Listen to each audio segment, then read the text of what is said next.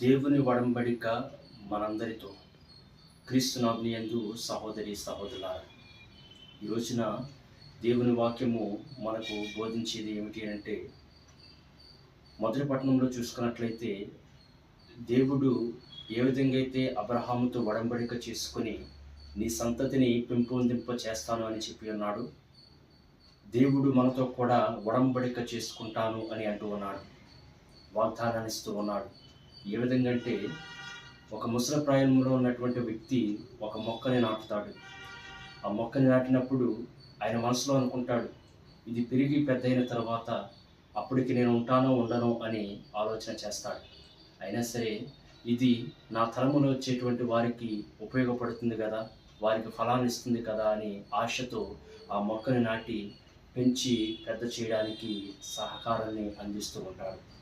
అయితే ఇలాగే దేవుడు కూడా మన జీవితాలలో వడంబడిక చేసుకొని మనమందరినీ కూడా నడిపిస్తూ ఉంటాడు. అబ్రహాముకి ఇచ్చినటువంటి మాటను నెరవేర్చాడు. మనకిచ్చినటువంటి మాటను కూడా నెరవేర్చడానికి దేవుడు సిద్ధంగా ఉన్నాడు.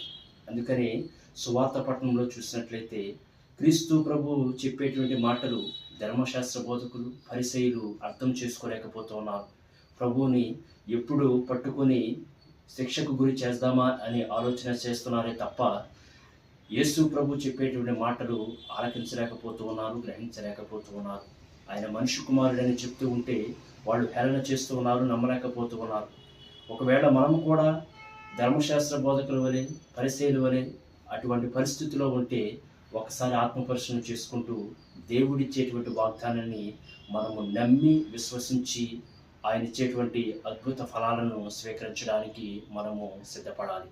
అందుకని ఈ రోజున మనమందరం కూడా దేవునితో ఐక్యమై అబ్రహాము వలె విశ్వసించి నమ్మి దేవుడిచ్చినటువంటి బాధ్యతను నెరవేర్చడానికి మనము సిద్ధపడాలి.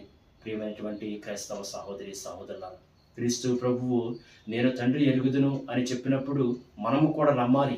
ఎందుకనంటే తండ్రి పంపించినటువంటి కుమారుని మనం చూస్తున్నాం కాబట్టి మనము కూడా విశ్వసించి ప్రార్థన చేయాలి. కాబట్టి వాగ్దానాన్ని స్వీకరించి విశ్వాసంలో మనమందరం కూడా దేవుని బిడ్డలుగా ఎదగడానికి అబ్రహాము సంతతిలో మనం కూడా భాగస్వామి కావడానికి ప్రయత్నం చేద్దాం.